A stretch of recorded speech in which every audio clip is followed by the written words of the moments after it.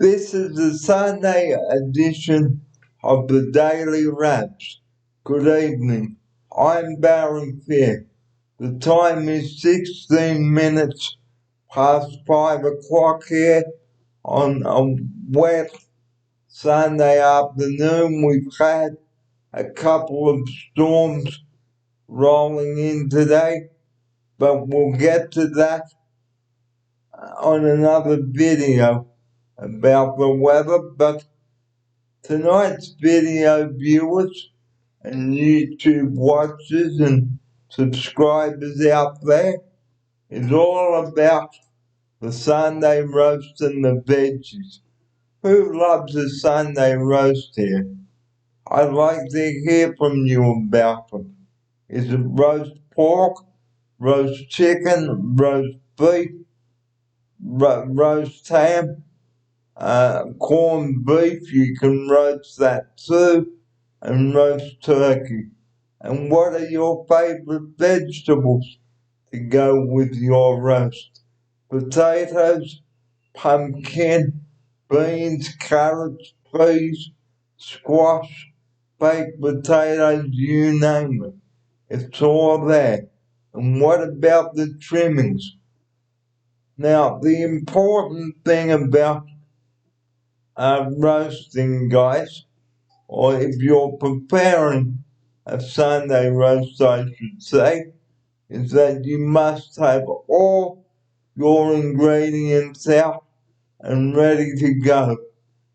So if you're preparing a roast for the Sunday lunch, or the roast for the Sunday lunch, have you made defrosting in the fridge the night before, and then it is ready to cook for lunch. But if you are having it for dinner, put the roast out in a bowl, not for too long in the sun, because meat can go off. Okay? Now, your cooking techniques, you need a sharp knife and different chopping boards for chopping things with. Don't use the same board as it can have more germs, especially if you've been using the same board. Now you should have a board for cutting up meat and a board for cutting up your vegetables, okay? Because I mentioned this in a food poisoning segment a couple of weeks ago on the show, on episode of 65, I think it was.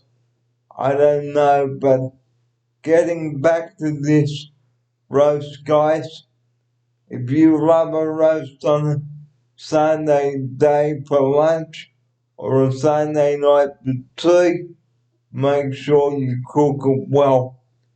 Now, how do you like your meat cooked? Medium, rare, or well done? Or medium, rare, or well done? Okay? Now, what you do, guys, is you get out your roasting pan, put your desired meat that you are going to be cooking for lunch or dinner, okay? And make sure that you preheat your oven, okay, to the right temperature. Now, before you put your meat in, guys, always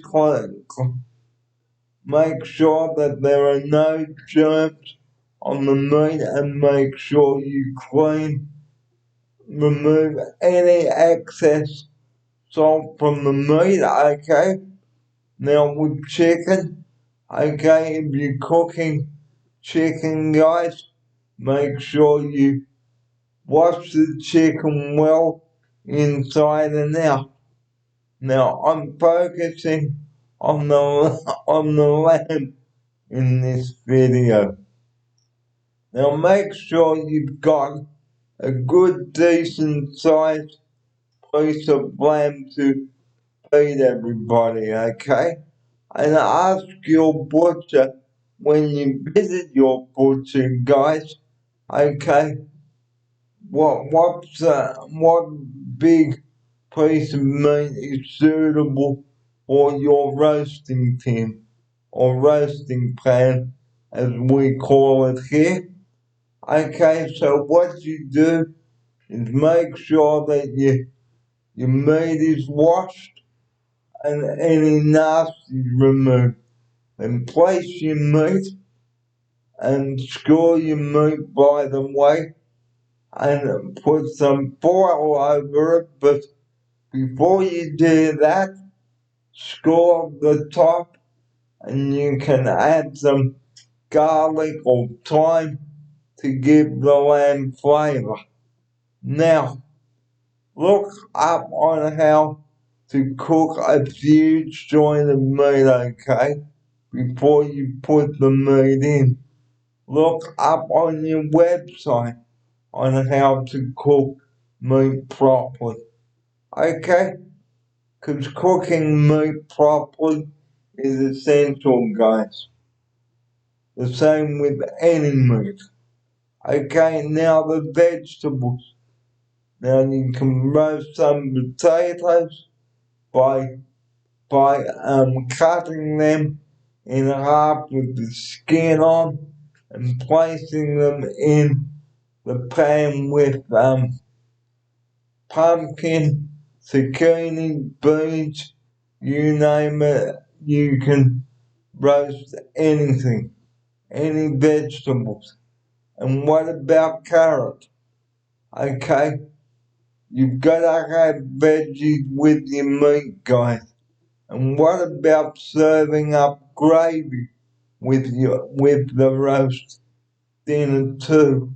Use Greybox gravy powder and a bit of dripping from the pan to make a delicious gravy.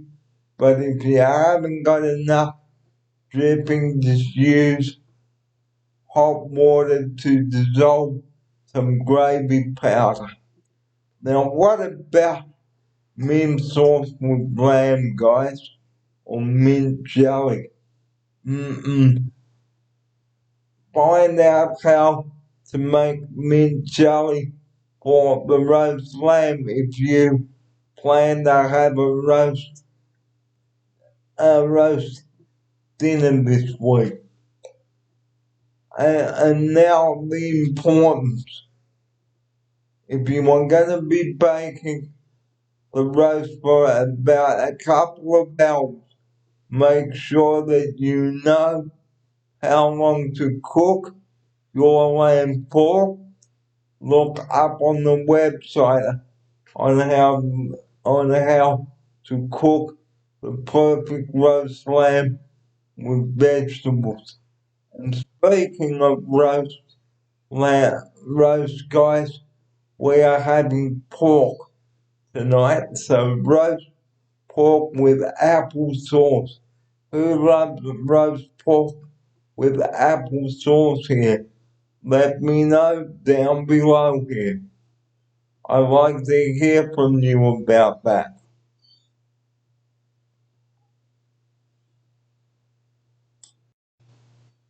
If there is enough leftover roast pork for the next day's lunch, okay, serve roast pork and applesauce.